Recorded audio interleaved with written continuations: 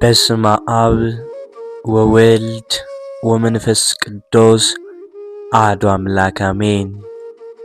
በክርስቶስ ክርስቲያን በወልድ ወልደ እግዚአብሔር በመንፈስ ቅዱስ መንፈሳውያን የተሰኛችሁ የኃያሉ የልዑል እግዚአብሔር ቤተሰቦች የእናታችን የቅድስት ድንግል ማርያም የአስራት የበኩራት ልጆች እንኳን ለእናታችን ለቅድስት ኪዳነ ምሕረት ወርሃዊ መታሰቢያ ክብረ በዓል በሰላም በጤና ደረሳችሁ።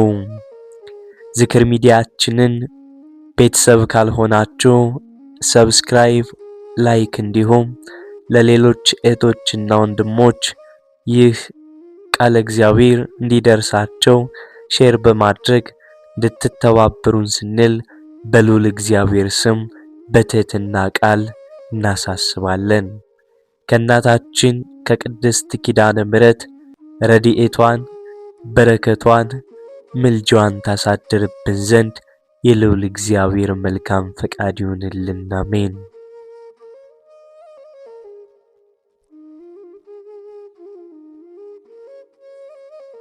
ዓለም በጨለማ ተውጣ ተስፋ የቆረጡ ልቦች በሲኦል ደጅ ላይ ቆመው በጭንቀት በሚንቀጠቀጡበት ያቺ አስፈሪም ሰዓት ፍርድ እንጂ ምሕረት፣ ቁጣ እንጂ ርኅራኄ በማይታይበት በዚያ የፍርሃት ድባብ ውስጥ ድንገት አንድ ብርሃን ፈነጠቀ።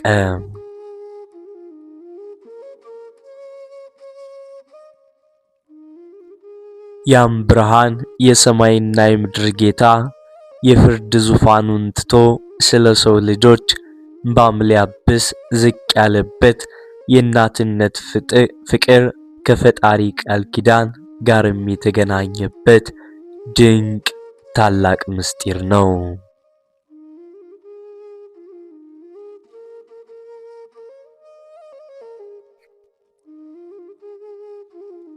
ኪዳነ ምሕረት የቸርነት መጎናጸፊያ፣ የኃጥአን መጠጊያ፣ በገሃነመ እሳትና በሰው ልጅ መካከል የቆመች የድኅነት ድልድይ። ዛሬም የምንናገረው ስለ አንድ ታሪክ ብቻም አይደለም። ዛሬ የምንናገረው ተስፋ የቆረጡ ነፍሳት ከሞት አፋፍ ስለተመለሱ ሕይወቶችና ለዓለም ሁሉ ስለተሰጠው የማይታጠፍ የምሕረት ቃል ኪዳን ነው።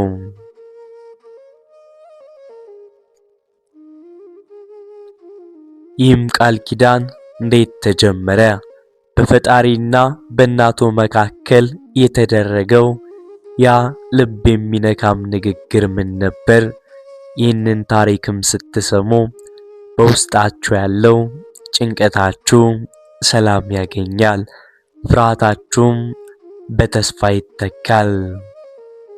አብራችሁን ቆዩ።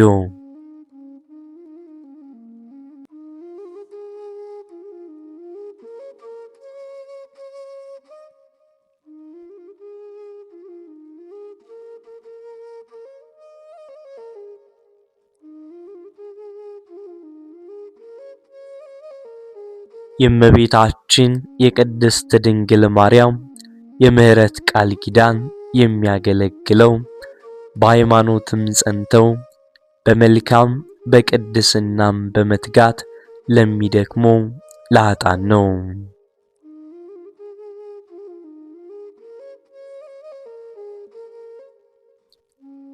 ኪዳነ ምሕረት ማለት ምን ማለት ነው? ይህም ሲተረጎም የምሕረት ቃል ኪዳን ማለት ነው። ይህም ፍጹም ከከበሩ የእመቤታችን በዓላት አንዱ ከልጇ ከወዳጇ ከኢየሱስ ክርስቶስ ዘንድ የማይጠፋ የዘላለም ኪዳን የሰጠበት ዕለት መታሰቢያ ታላቅ ቀን ነው። ታላቁ የነገረ ማርያም መጽሐፍ እንደሚያስረዳን ጌታችን መድኃኒታችን ኢየሱስ ክርስቶስ ካረገም በኋላ እመቤታችን ጌታ ወደ ተቀበረበት ጎልጎታ የሄደችም ስትጸልይ ነበር። ከዕለታት በአንደኛውም ቀን በየካቲት 16 ዕለት ከወትሮው ለየት ባለ መልኩ ልጄ ወዳጅ ሆይ ከሥጋዬ ሥጋ ከነፍሴ ነፍስ ነስተ ሰው በመሆነ 9 ወር ከ5 ቀን በቻለች ማኅፀኔ ካንተ ጋር ሀገር ለሀገር ስለመሰደዴ መጥተ ልመናዬን ትሰማኝ ዘንድ እለምንሃለሁ እያለች ስትጸልይ ጌታችንም ምን እንዲያደርግላትም ሲጠይቃት በስሟ ለሚማጸኑ መታሰቢያዋን ለሚያደርጉ ምን እንደሚያደርግላትም ሲጠይቃት እንዲህም አላት።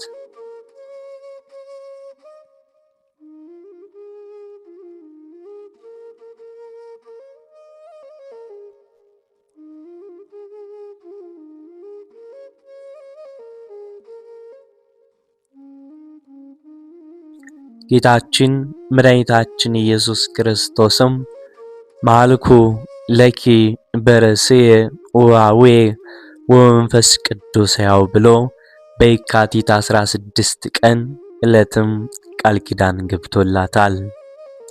ይህንን ቃል ኪዳን በነሐሴ 16 ቀን ደግሞታል። የኢትዮጵያ ኦርቶዶክስ ቤተክርስቲያንም በየዓመቱ የካቲት 16 እመቤታችን ቅድስት ድንግል ማርያም ከልጇ ከወዳጇ ኢየሱስ ክርስቶስ ዘንድ የምሕረት ውል ወይንም ስምምነት የተቀበለችበት ቀንም በታላቅ መንፈሳዊ በረከት ታከብራለች።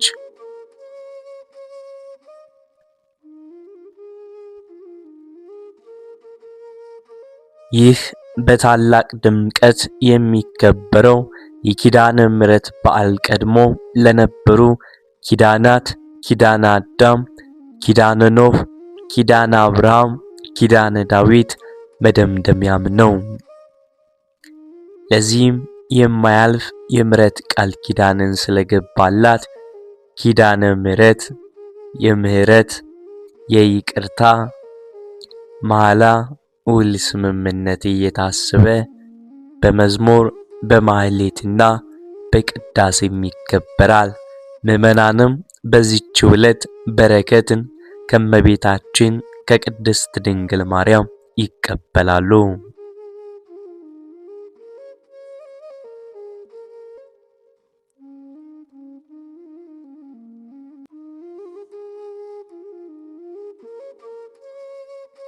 በየካቲት 16 ዕለት በስንክሳር እንደተጻፈ መታሰቢያዋን ለሚያደርግ ስሟን ለሚጠራ ለድሆችና ለችግረኞች ቀዝቃዛ ውሃ ለሚሰጥ የክብር ባለቤት ከሆነ ከተወደደ ልጇ ከጌታችን ከአምላካችንና ከመድኃኒታችን ኢየሱስ ክርስቶስ የምሕረት ቃል ኪዳን ተቀብላለች።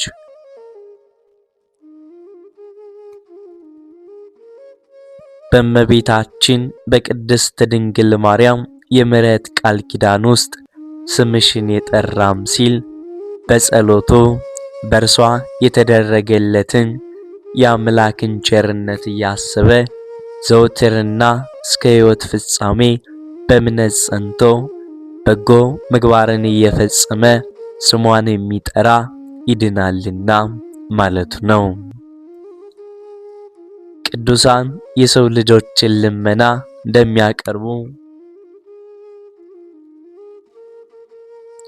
መላእክቱም የቅዱሳንም ጸሎት የሰው ልጆች ልመናም በማዕጠንታቸው እንዲያሳርጉ ቅዱሳት መጻሕፍት ይመሰክራሉ።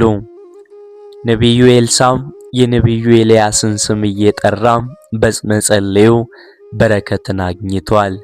የነቢያት ትንቢታቸው የሰማዕታት እናታቸው የመላእክት እህታቸው የሐዋርያት ሞገሳቸው የሆነችው ማምላክ ወላዲተ አምላክ የድንግል ማርያምን ስም አምኖ ለሚጠራት ከዚህ በላይ ድንቅ ያደርጋል። እርሷ ለዓለማት ፈጣሪ እናቱ ናትና።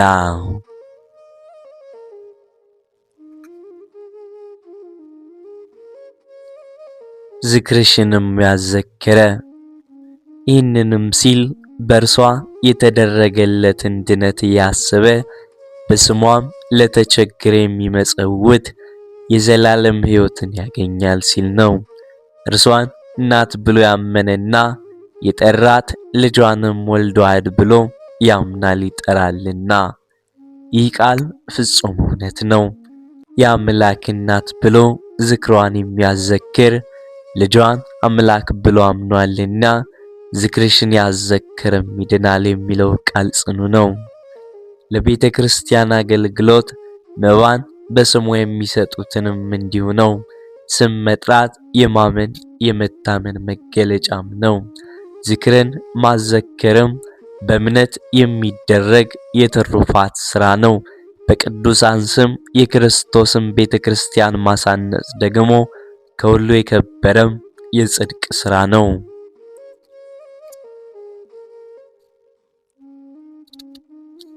በስምሽ ቤተ ክርስቲያን ያሰራም የሚለው ሐረግ የምዕመናንን ኅብረት በእምነት ያጸና ቅዱስ ሥጋውና ክቡር ደሙ የሚፈተትበትን ቤተ እግዚአብሔር ያሳነጸ የእግዚአብሔር ቤተ መቅደስ የሆነውን የሰው ልጅ የተዋህዶን ትምህርት አስተምሮ ያሳመነና ያጠመቀ ድኅነትን ያገኛል ማለቱም ሲሆን ይህም በቅዱሳት መጻሕፍት የተቀመጠ እውነተኛው የጽድቅ ሥራን የሚገልጥ ነው።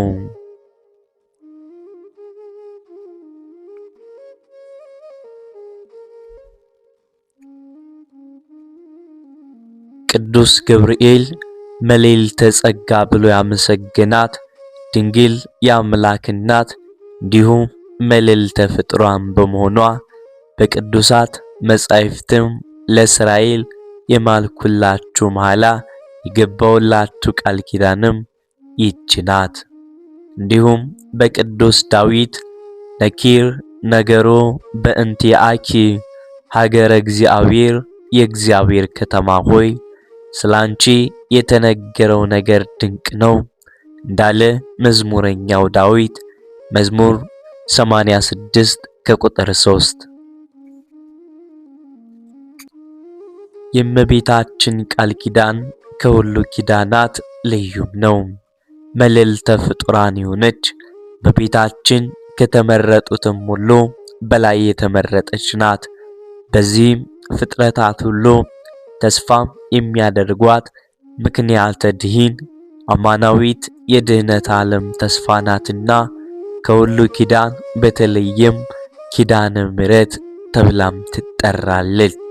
የምሕረት እናት። ይህም ቃል ኪዳን የሚያገለግለው ለማን ነው? የእመቤታችን የቅድስት ድንግል ማርያም የምሕረት ቃል ኪዳን የሚያገለግለው በሃይማኖታቸው ጸንተው በመልካም በቅድስናም ሥራም በመትጋት ለሚደክሙ ለኃጥአን ነው። አባታችን ቅዱስ ሕርያቆስም ይህንን በቅዳሴ ማርያም እንደተናገረው አዘክሪ ድንግል ለኃጥአን ወአኮ ለጻድቃን፣ ለጻድቃን ያይደለ ለኃጥአን አሳስቢም በማለት ይገልጠዋል።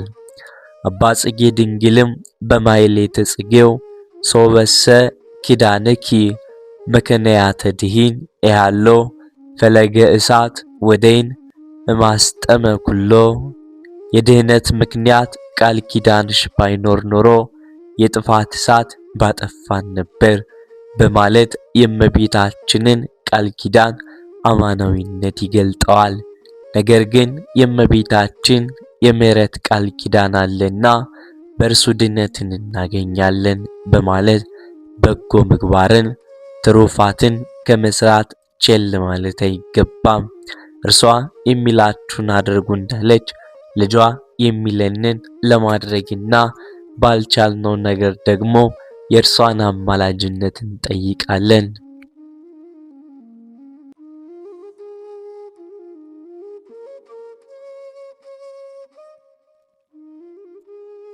የእመቤታችን የቃል ኪዳን ምልጃም ታሪክ ዘስምዖን።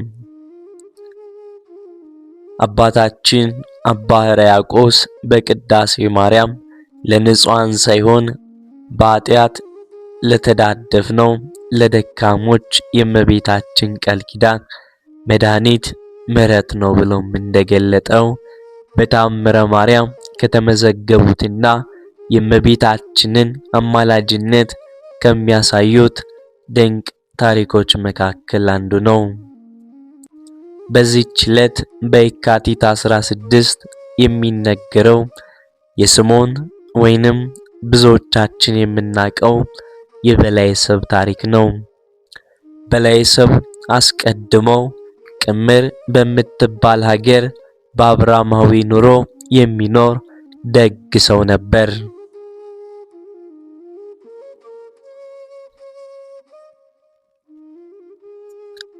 ሐዋርያው ቅዱስ ጳውሎስ በአንደኛው ቆሮንቶስ ምዕራፍ 14 ከቁጥር 14 ላይ ሰይጣን ራሱን የብርሃንን መልአክ እንዲመስል ይለውጣል በማለት እንደገለጠው በበላይሰብ የቀናው ዲያብሎስም በቅድስት ሥላሴ አምሳል 3 ሰዎችን ተመስሎ እንግዳም ሆኖ ወደ ቤቱ መጣ።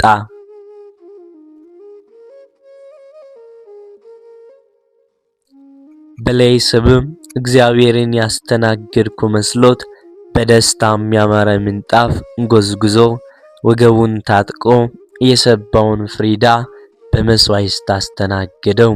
በሥላሴ ተመስሎ በቤቱ የተገኘው ዲያብሎስ ግን አዳምንና ሔዋንን በክፋት ሥራው እንዳሳተ ስምዖንንም ልጅን ሰውተ ራት አዘጋጅልን ብሎም ጠይቀው። ስምዖንም የእንግዶችን ፈቃዳቸው ሁሉ ሊፈጽም ቃል ገብቶ ነበርና ማለውን እያሰበ ልጁን አቅርቦም ሰዋው። እንደ ትእዛዛቸው ከቀረበው መስዋዕት አስቀድሞም ቀመሰ። ከዚህም በኋላ ዲያብሎስ ተዋረሰው።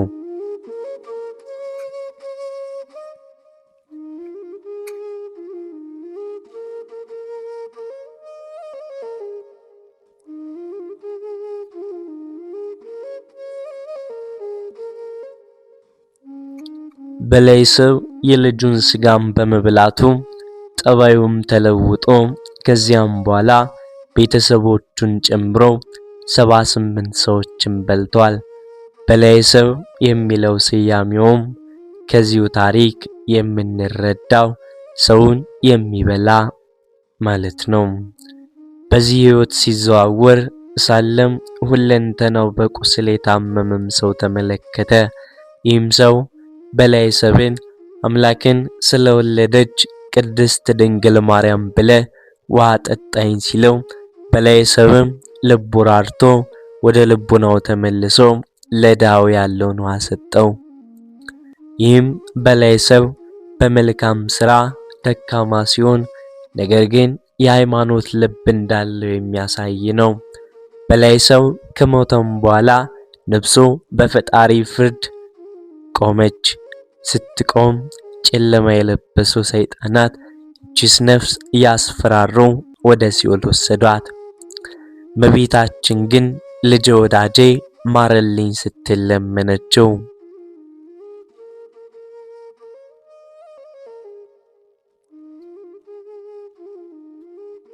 በመልካ ኪዳነ ምሕረት ድርሰት እንበለ ምግባር ባይቱ እመይጸድቅ አነቦቱ ለከንቱ ኪዳንኪ ኮነ ያለ በጎ ሥራ የምንጸድቅ መንግሥተ ሰማያትን የምንወርስ ካልሆነ እመቤቴ ድንግል ማርያም ሆይ ቃል ኪዳንሽ በከንቱ ነበርን ተብሎም እንደተጻፈ 78 ነፍሳትን የበላው በላይሰብ የእመቤታችን የቅድስት ድንግል ማርያም ቃል ኪዳኗ በሚታሰብበት ዕለት ለድሃ ውሃን ስላጠጣ ነፍሱ በእመቤታችን ቃል ኪዳን አማላጅነት ወደ መንግሥተ ሰማያት ገነት ገባች።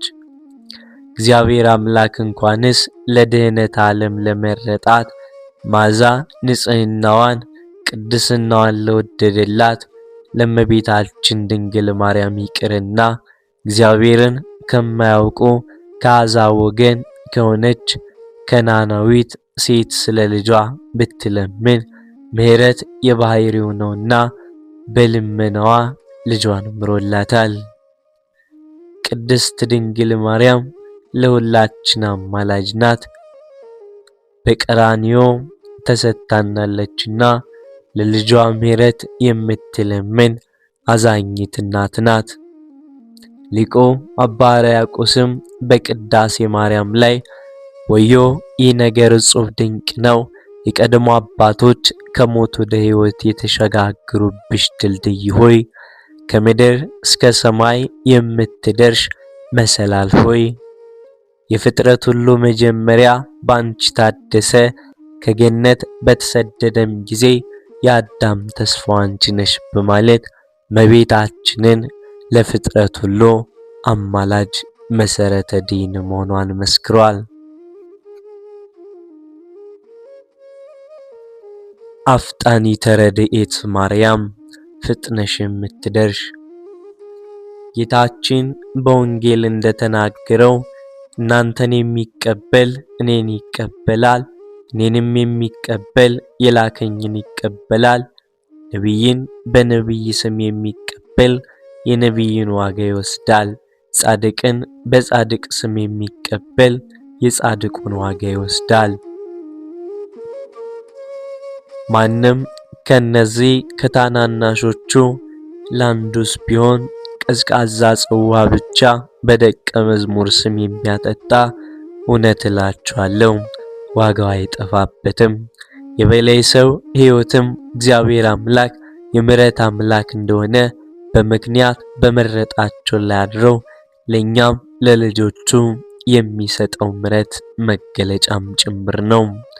ሊቁ አባ ጊዮርጊስ ዘጋስጫ በሰዓታት ጸሎት ላይ አፍጣኒተ ረድኤት ማርያም በጊዜ ምንዳቢያዋ ጸና ዋጸባ ላይን እምቀራንባ ማርያም ሆይ በችግርና በመከራም ጊዜ ከዓይን ጥቅሻም ይልቅ ለእርዳታ ፈጥነሽ የምትደርሽ በማለት ለሚጠሯት ፈጥናም የምትደርስ እናት መሆኗን ተናግሯል። አባታችን ቅዱስ ያዕቆብ ዘስሩግ በቅዳሴው ዳግመኛም በእናት በማርያም ተማጽነናል፣ አንተ መታሰቢያሽን ያደረገ ስምሽንም የጠራ የዘላለም ድነት ይድናል ብላታልና ብሎም እንደገለጸው